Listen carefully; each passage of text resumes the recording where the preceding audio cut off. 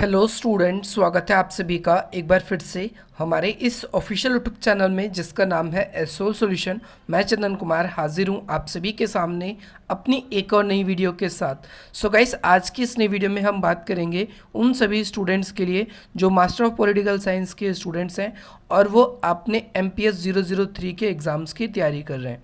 इसके अलावा वे सभी स्टूडेंट्स जो कि सतत पोषणीय विकास को या सतत विकास को पढ़ना चाहते हैं, चाहे वो ग्रेजुएशन में या पोस्ट ग्रेजुएशन में इस टॉपिक को पढ़ना चाहते हैं, तो आज की नई वीडियो उन सभी प्रकार के स्टूडेंट्स के लिए मोस्ट इंपॉर्टेंट है। चाहे वो SOL, NCBAB, रेगुलर कॉलेज या देश की किसी भी यूनिवर्सिटी में ग्रेजुएशन में प्रोग्राम या फिर ऑनर्स में ये सब्जेक्ट पढ़ रहे हैं। तो चलिए ज़्यादा देर न करते हुए आज की अपनी इस वीडियो को हम स्टार्ट करते हैं। सबसे पहले हम ये जानेंगे सतत विकास होता क्या है। सबसे पहली बात, आप सभी के एग्ज़ाम में इस क्वेश्चन को अलग अलग तरीके से पूछा जाता है। कई बार इस क्वेश्चन को आप सभी के सामने ठोस विकास के रूप में पूछा जाता है, कई बार आप सभी के सामने सतत पोषणीय विकास के रूप में पूछा जाता है, कई बार आप सभी के एग्ज़ाम में पोषणकारी विकास के रूप में पूछा जाता है, तो कई बार इसे इंग्लिश में सस्टेनेबल डेवलपमेंट लिखकर पूछा जाता है। तो ये सभी क्वेश्चन सिमिलर ही है, अगर आपसे अलग अलग तरीके से पूछे तो भी आप कंफ्यूज नहीं होंगे। सबसे पहले सतत विकास का मतलब क्या होता है, आप नाम के पीछे ही इसके अर्थ को जान सकते हैं। सतत, सतत का मतलब होता है लगातार, लगातार यानी कंटिन्यूअसली। कोई चीज़ ऐसी है जो कंटिन्यूअसली यानी सतत रूप से, लगातार रूप से वो होती रहे। जैसे डेवलपमेंट की बात करते हैं हम, विकास की बात करते हैं, तो विकास कैसा रहे, सतत रहे। अच्छा, विकास करने के लिए सबसे पहले आप सभी को दो चीज़ों की आवश्यकता समझनी है। पहला समय और दूसरा है संसाधन। तो सबसे पहली बात, संसाधन हम लोगों को बहुत ही प्राकृतिक रूप से मिलते हैं और वो हमारे लिए रेयर है। अगर वो ख़त्म हो गए तो आने वाले समय में दोबारा उन्हें निर्मित होने के लिए हज़ारों लाखों वर्षों का समय लग सकता है और इतनी ज़्यादा हमारी लाइफ नहीं रहेगी। और जब एक समय पर वो संसाधन ख़त्म हो जाएंगे तो हम उन संसाधनों से जो भी चीज़ बनाते हैं उन संसाधनों को हम नहीं बना पाएंगे।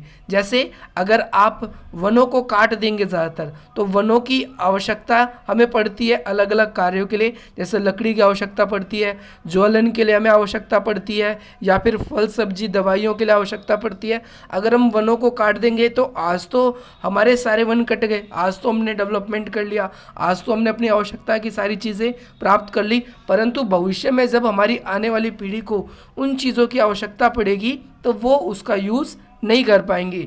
तो सतत विकास एक ऐसा विकास है जिसका अर्थ होता है कि भैया विकास का एक ऐसा तरीका, विकास का एक ऐसा रूप जो प्राकृतिक संसाधनों की आवश्यकताओं को ध्यान में रखकर किया जाए। यानी प्राकृतिक संसाधनों की आवश्यकताओं का मतलब ये है कि भाई प्राकृतिक संसाधनों का इस प्रकार से उपयोग किया जाए कि भविष्य में जो आने वाली पीढ़ी है वो भी इन संसाधनों का अच्छी तरीके से उपभोग कर सके।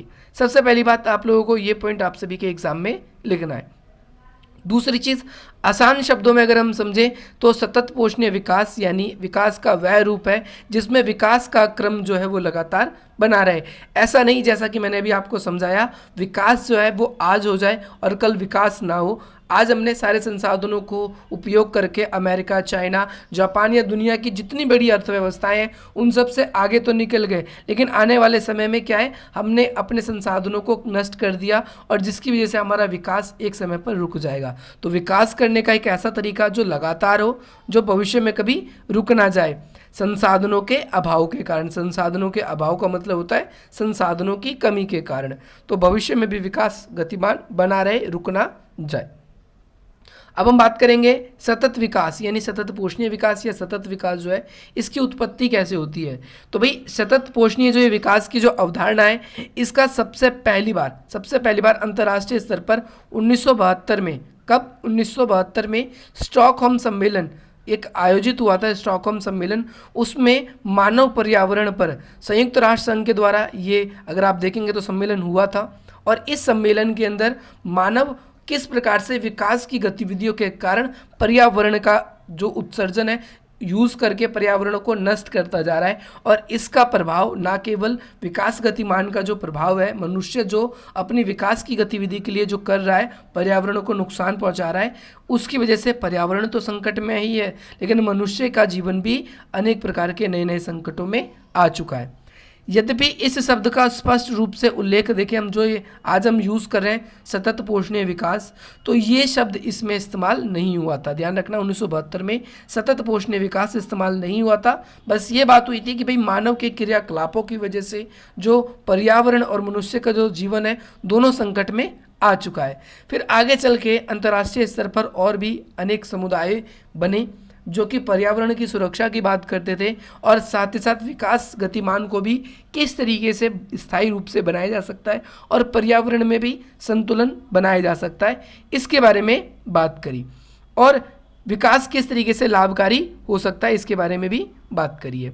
इसके अलावा हम देखेंगे पर्यावरण और विकास पर विश्व आयोग एक आयोग बना था पर्यावरण की सुरक्षा के लिए। इस आयोग ने सतत विकास शब्द का प्रयोग जो स्टॉकहोम सम्मेलन है उसके 15 वर्ष बाद किया। आप देखेंगे 1972 में हुआ था ये। 1972 में अगर आप 15 ऐड करोगे तो क्या हो जाएगा 87। तो भाई 1987 में बर्टलैंड आयोग, कई बार इंग्लिश में ब्रूटलैंड, बर्टलैंड जो भी लिखा हो आप समझ जाएंगे, एक ही चीज़ों के बारे में बात हो रही है। जो बर्टलैंड आयोग है इसने अपनी रिपोर्ट दी। इसकी रिपोर्ट का नाम था आवर कॉमन फ्यूचर, ने सतत विकास के रूप को वर्णित किया। यानी हमारा जो फ्यूचर है वो कैसा होना चाहिए कॉमनली रूप से, इस चीज़ को इन्होंने इस रिपोर्ट के अंदर एक्सप्लेन किया था कि भैया विकास का क्या रूप होना चाहिए, किस तरीके से हमें संसाधनों का प्रयोग करना चाहिए और विकास गतिमान की वजह से किस तरीके से हम पर्यावरण को नष्ट करते जा रहे हैं। इस रिपोर्ट के अंदर इसको स्पष्टीकरण किया गया था।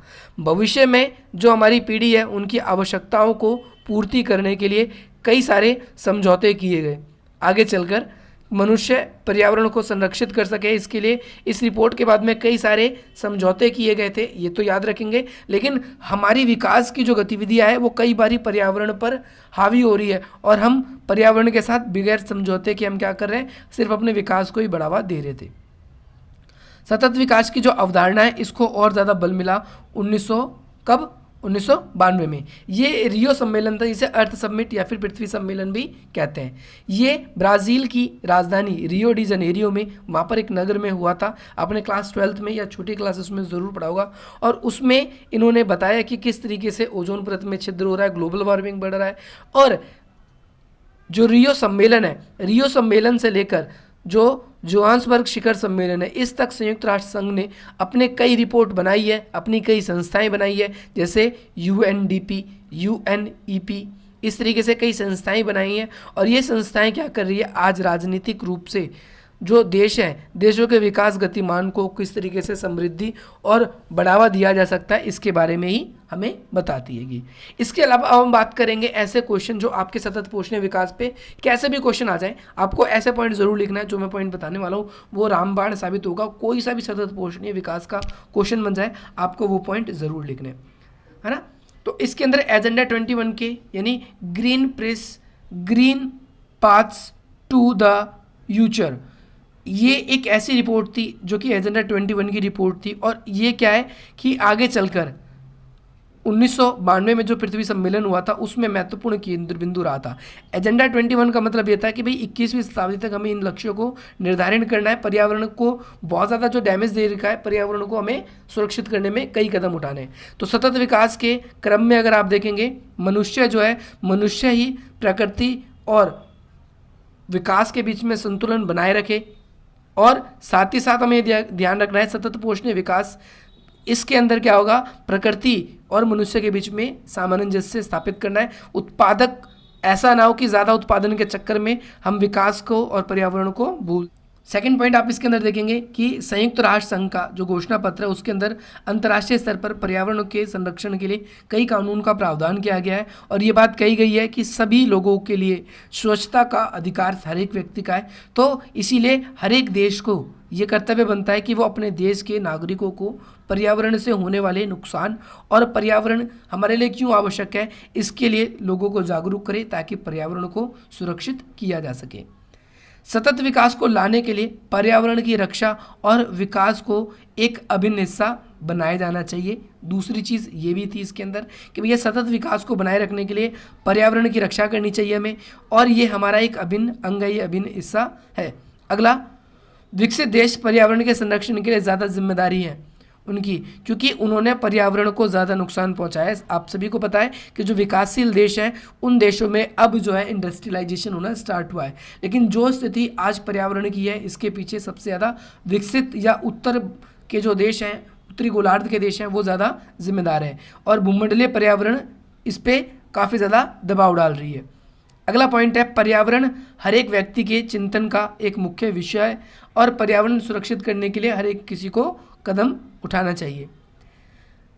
राज्य यानी सरकार को उन्हें दंडित करना चाहिए, ऐसे कानून बनाने चाहिए जो पर्यावरण या प्रदूषण या पर्यावरण के लिए हानिकारक है। ऐसे जो चीज़ पर्यावरण को ज़्यादा डैमेज करते, ज़्यादा नुकसान पहुंचाते हैं, तो ऐसे कानून बनाने चाहिए जो पर्यावरण को ज़्यादा नुकसान कर रहे हैं उनके खिलाफ में। और साथ ही साथ एक ऐसा हमें प्रावधान करना चाहिए जो भी पीड़ित व्यक्ति है उसकी क्षतिपूर्ति वही व्यक्ति करे, ऐसे प्रावधान करने चाहिए। इसके साथ साथ नेक्स्ट पॉइंट है आर्थिक वृद्धि आर्थिक विकास से जुड़ी हुई है, ये तो कहीं भी इसमें शक नहीं है, परंतु भूमंडलीकरण में खासतौर पर व्यापार नीति, गरीबी के खिलाफ विभेदकारी कदम उठाने चाहिए। दुनिया भर में सतत विकास को लागू करने के लिए सबसे ज़्यादा जिम्मेदारी जो अंतर्राष्ट्रीय स्तर पर संस्थाएं हैं उनकी भी बढ़ जाती है, क्योंकि इन संस्थाओं में कई सारे देश शामिल हैं और इन संस्थाओं में लोग बाग विकास गतिमान के लिए आते हैं। अगर हम इन संस्थाओं के थ्रू देशों के ऊपर प्रतिबंध लगाने की कोशिश करेंगे या देशों के ऊपर कुछ कार्य कहेंगे तो ज़्यादा प्रभावी रहेगा, क्योंकि एक दूसरे संगठन की बात ज़्यादातर देश मानते हैं। तो गाइस यही थी आप सभी के लिए वीडियो, आपके लिए कुछ इंपॉर्टेंट पॉइंट्स भी बता दिए। अब आपके एग्जाम में जब ये क्वेश्चन आए तो आप लोग इसे इजीली कर लेंगे। अगर आप लोग को ये वीडियो पसंद आए तो आप इसे वीडियो को लाइक करें, अधिक से अधिक मित्रों तक शेयर करें। अगर आप हमसे कनेक्ट होना चाहते हैं तो आप इस तरीके से हमसे कनेक्ट हो सकते हैं, अपनी कोई भी क्वेरी है हमें शेयर कर सकते हैं। और साथ ही साथ अगर आप लोगों ने हमारे टेलीग्राम ग्रुप्स को ज्वाइन नहीं किया तो उसे ज्वाइन कर सकते हैं। इसके अलावा आप इंस्टाग्राम पर भी हमें अपनी क्वेरी को शेयर कर सकते हैं, इसका लिंक डिस्क्रिप्शन बॉक्स में है। चलिए मिलते हैं हम आपसे अपनी अगली वीडियो में। जय हिंद, जय भारत।